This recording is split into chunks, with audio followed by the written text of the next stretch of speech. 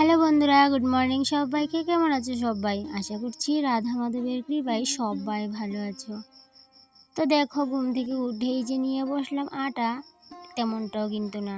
কারণ ঘরের সব কাজকর্ম শেষ করেছি, খুব সকালেই ঘুম থেকে উঠতে হয়। এখন এই যে ছেলের স্কুল শুরু হয়েছে, এখন কিন্তু রাতে অনেকটা দেরি করে ঘুমাতে গেলেও কিন্তু সকালে ওই ঠিক অনেকটাই আগে উঠতে হয়। সূর্যি মামা ওঠার আগেই কিন্তু উঠে যেতে হয়। কেন কি সমস্ত কাজ বাজ করে ছেলেকে কিন্তু ভাতটা খাইয়ে দিতে হয়, তারপর টিফিন বানিয়ে দিতে হয়, সমস্তটাই করি। আর এদিকে কিন্তু হাজব্যান্ডও যেহেতু একেবারে বেরিয়ে যায়, তাই জন্য হাজব্যান্ডের জন্য টিফিন করে দিতে হয়। সেই সাথে হাজব্যান্ড তো আর বাড়ি আসতে আসতে ওই দুপুর 2টা, তাই জন্য কিন্তু সকাল সকাল ঘুম থেকে উঠেই সমস্তটাই করে নিতে হয়। রুটি করতে করতেই কিন্তু চাটাও করে নিয়েছিলাম, হাজব্যান্ডকে দিয়ে দিয়েছি যেহেতু হাজব্যান্ড বেরিয়ে যাবে। আর ছেলেকে ভাত খাইয়ে দেওয়া হলো, সেই সাথে ছেলেকে টিফিন দিয়েছি। আর আমার চাটাও কিন্তু করা হয়েছে, একসাথেই করে নিয়েছিলাম, কিন্তু এখনও খাওয়া হয়নি। ভাবলাম রুটি কটা শেষ করে নিই, বেলে ভেজে নিই একেবারে, তারপরে চাটাকে গরম করে খেয়ে নেব। তো একসাথেই চা করে নিই সবসময়ই, পরে যদি চাটা খাওয়া হয় তখন কিন্তু ওই যে এইভাবেই গরম করে নিই। তো যাই হোক, এখন চাটা গরম করে নিয়ে চাটা খেয়ে নেব। আর এদিকে কিন্তু ছেলেও রেডি হয়ে গেছে, হাজব্যান্ডও রেডি হয়ে গেছে, এখন বেরিয়ে যাবে। আর আস্তে আস্তে ওই দুপুর 2:30, ঠিক 2:30টার সময় দুইজনে একসাথেই বাড়িতে আসবে। আর ততক্ষণ কিন্তু বাড়িতে আমি একাই কাজকর্ম নিয়ে ব্যস্ত। এই দেখো, ছেলে কিন্তু রেডি হয়ে গেছে, আর এদিকে হাজব্যান্ডও কিন্তু ছেলের ব্যাগটা নিয়ে আগেই গাড়িতে রেখে দিয়েছে। আর এখন তারা এই যে বেরিয়ে গেল। আর আমার যে প্রত্যেক দিনকার ডিউটি গেট লাগানো, সেটা কিন্তু এই যে এখন থেকে আবার শুরু হয়েছে। তো যাই হোক, এতদিন অবধি তো গাড়িটা বাড়ি থেকে বার করা হচ্ছিল না, আর যেহেতু এখন স্কুল শুরু হয়েছে, এখন কিন্তু ওই যে সকাল টাইমটার জন্য গাড়িটা বার করতেই হয়। তো যাই হোক, এদিকে হাজব্যান্ড ছেলে চলে গেল। এখন দেখো জল চলে এসেছে, তো জল চলে আসার কারণে ভাবলাম জলটাকে আগে তুলে নিই, বাদ বাকি কাজগুলো পরে করব।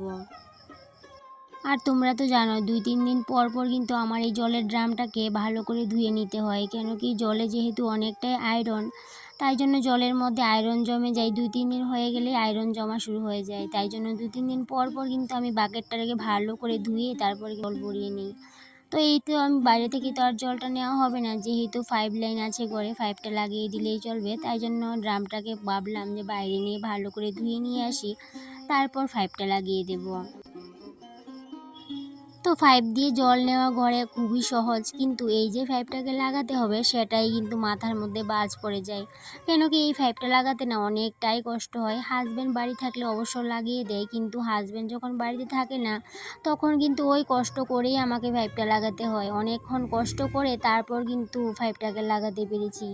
তো যাই হোক, এদিকে বাকেটটা এখন ভর্তি করে নেব, সেই সাথে ফিল্টারও দিয়ে দিব। আর ঘরে একটা বাকেট আছে, বাকেটটাকেও কিন্তু ভর্তি করে নেব। তো এইভাবেই কিন্তু প্রত্যেকদিন জল তুলি। আর যেদিন জলটা কিন্তু চলে যায়, জলের স্পিড একদমই থাকে না, তখন কিন্তু আমাকে সেই বালতি দিয়েই ঘরে জল নিতে হয়। আর এদিকে দেখো, কাপড় ভিজানোর জন্য সার্ফের জল গুলে রেখেছি। আর এদিকে দেখো, এই যে কতগুলা বাসন এখানে জমিয়ে রেখেছি, এই বাসনগুলাকে ধোবো। তো তার আগে সার্ফের জলটার মধ্যে কাপড়গুলাকে দিয়ে দেবো, তারপর গিয়ে রান্নাঘরে গিয়ে ডালটা আগে বসিয়ে আসবো। কেন কি এদিকে ডাল সিদ্ধ হতে হতে এদিকে আমার কাপড় চোপড়ও ভেজা হয়ে যাবে, আর সেই সাথে বাসনগুলোও কিন্তু ধুয়ে নিতে পারবো। তো এতদিন পর্যন্ত ছেলের স্কুল ছিল না, তখন কিন্তু অনেকটাই ছেলে আমাকে বাড়িতে কাজে হেল্প করতো, কিন্তু এখন যেহেতু ছেলের স্কুল শুরু হয়ে গেছে, এখন কিন্তু আর ওই যে হেল্প করার মতো কেউ নেই। নিজেকেই সমস্ত কাজ করতে হয় বুঝে বুঝে। আর ছেলে মেয়ে যাই হোক না কেন, বাড়িতে যদি থাকে এই ছোটোখাটো কাজগুলো যদি করে দেয়, অনেকটাই কিন্তু হেল্প হয়। তো এদিকে ছেলের কথা যখন উঠলো, ছেলের কথাটাই তোমাদের সাথে শেয়ার করি।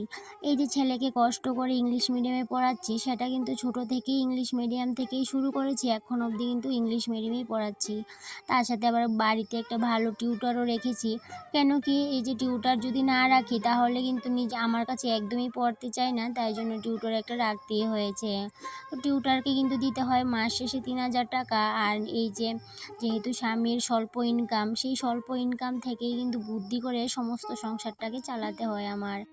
বর্তমান যুগে দাঁড়িয়ে স্বল্প ইনকামে একটা বাচ্চাকে ভালো স্কুলে পড়াশোনা করানোর ব্যাপারটা, ডিসিশনটা নেওয়ার আগে অনেকবার কিন্তু ভাবতে হয় আমাদের মতো বাবা মায়ের। তবে আগ পিছ না ভেবে ছেলেকে প্রথম থেকেই কিন্তু ভালো স্কুলে পড়াশোনা করার ডিসিশনটা নিয়ে নিয়েছিলাম। তবে দিন দিন এখন এত খরচাপাতি বেড়েছে, আর কুলিয়ে উঠতে পারছি না। তার মধ্যে বাচ্চারা যদি একটু বড় হয় তারপর কিন্তু ওরা কিন্তু ঘরে একদমই পড়তে চায় না। তো সেই জন্য সেই মোতাবেক আমাকেও কিন্তু একটা ভালো টিউটর রাখতে হয়েছে ঘরে, কেন কি এতদিন পর্যন্ত তো আমি ছেলেকে পড়িয়েছি ঘরে, কিন্তু এখন ভালো টিউটর একটা রাখতেই হয়েছে। এই যে খরচাটা আবার এক্সট্রা বেড়ে গেল, সেই সাথে আবার এই যে এদিকে লোনের একটা ব্যাপার আছে, মাস শেষে অনেক টাকার লোনও কিন্তু আমাদেরকে চুকাতে হয়। আর সত্যি কথা বলতে তোমাদের সাথে লুকানোর কিচ্ছু নেই, হাজব্যান্ডের বেতনটা 8,000 টাকা, তো সেই 8,000 টাকা থেকে 5,000 টাকা লোনেই কেটে নেই, আর সেখান থেকে আবার টিউটারকে দিতে হয় 3,000 টাকা। তো সেই মোতাবেক কিন্তু 8,000 টাকা পুরোটাই খরচা হয়ে যায়। আর কিছু টাকা এক্সট্রা একটু ইনকাম হয় 2-3 হাজার টাকা, সেখান থেকে কিন্তু পুরো মাস সংসারটা চালাতে হয়। সেই সাথে এই যে আমি টিউশন করি, সেলাই কাজ করি, সেখান থেকেও কিন্তু সংসারে কিন্তু অনেকটাই হেল্প করার চেষ্টা করি। এই যে ছেলের পড়াশোনা করানোর ব্যাপারটাতেও কিন্তু অনেকটাই হেল্প করার চেষ্টা করি হাজব্যান্ডকে। এই যে এই মাসের কথাই বলি, এই মাসেই কিন্তু ছেলেকে বই কিনে দেওয়ার মতো টাকাটা হাজব্যান্ডের হাতে একদমই ছিল না। আর যেহেতু ছেলে নতুন ক্লাসে উঠেছে, এখন কিন্তু সমস্ত নতুন বই কিনতে হয়েছে। তো এই বইগুলা এই যে আমি যেহেতু টিউশন করি, 2 টাকা ইনকাম করি, সেখান থেকে ছেলেকে বই কেনার টাকাটা আমি দিয়ে দিয়েছিলাম। কারণ কি দেখছিলাম হাজব্যান্ড একদমই কুলিয়ে উঠতে পারছিল না, এই মাসে অনেকটাই এক্সট্রা টাকা খরচা হয়ে গেছে। তাই জন্য আর ছেলের বইয়ের টাকাটা একদমই কিন্তু হাতে ছিল না। তাই জন্য ওই যে নিজে যেহেতু বললাম যে 2 টাকা ইনকাম করি, সেখান থেকেই কিন্তু এই যে হাজব্যান্ডকে একটু এই হেল্প করা। তো এইদিকে দেখো এইভাবেই নিজের সংসারটাকে বুদ্ধি করে চালিয়ে নিচ্ছি। তো যাই হোক, অনেক কথা বলে নিলাম, অনেক গল্পও করে নিলাম, আর অনেক কথা বলতে বলতে এইদিকে দেখো রান্নাটাও করতে চলে এসেছি। তো এই যে বেগুন পোড়া করেছি, তো বেগুন পোড়া আর আজকে ডাল হয়েছে, একদম সিম্পল রান্না করেছি আজকে। আর যেহেতু হাজব্যান্ডও আজকে বাড়িতে নেই, আগরতলা গেছে একটু দরকারে, তো সেই জন্য একদম সিম্পল রান্না করেছি। সেই সাথে রাতে আবার একটা বার্থডে পার্টি আছে, তো সেই জন্য রান্নাটা একদমই সিম্পল।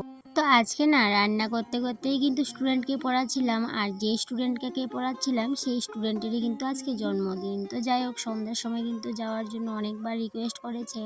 তো হাজব্যান্ডকেও বলেছিল, হাজব্যান্ড কিন্তু শেষ পর্যন্ত আর যায়নি। ওই যে আগরতলা থেকে এসে কিন্তু অনেকটাই শরীর খারাপ করছিল, তাই জন্য আর যেতে পারেনি। আমিই গেছিলাম ছেলেকে নিয়ে। আর এদিকে আজ টিউশনটা সেরে একদম স্নান করে ঠাকুর ঘরে চলে আসলাম। তো পুজো দিয়ে এদিকে দেখো এই যে দুবগুলা অনেক দিন ধরে কিন্তু গুঁড়ো করবো বলে ভাবছিলাম, কিন্তু গুঁড়া করা হচ্ছিল না। তাই জন্য আজকে ভাবলাম এই যে এক্ষুনি করে নেব।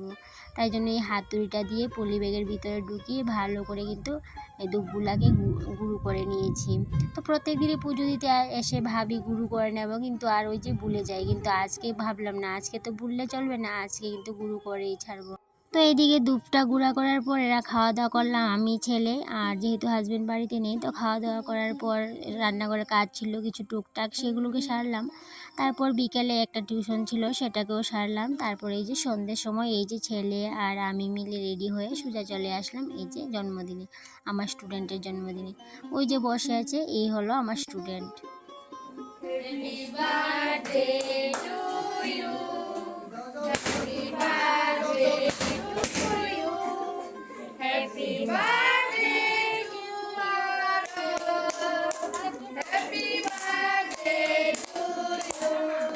তো জন্মদিন পার্টিতে তেমন কাউকে বলা হয়নি, শুধুমাত্র আমাদেরকেই বলা হয়েছিল, আর স্টুডেন্টের মায়ের একজন ফ্রেন্ডকে বলা হয়েছিল, জাস্ট এইটুকুই।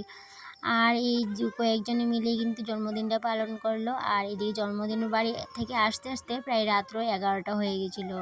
তো যাই হোক, এদিকে দেখো জন্মদিনের পার্টিতেই আজকে আমি আমার ব্লগটা শেষ করছি। আর তোমাদের সাথে অনেক গল্প করেছি আজকে। আর ভালো লাগলে অবশ্যই একটা কমেন্ট করে জানিও। সেই সাথে আজকের ব্লগটা এই পর্যন্তই। টাটা।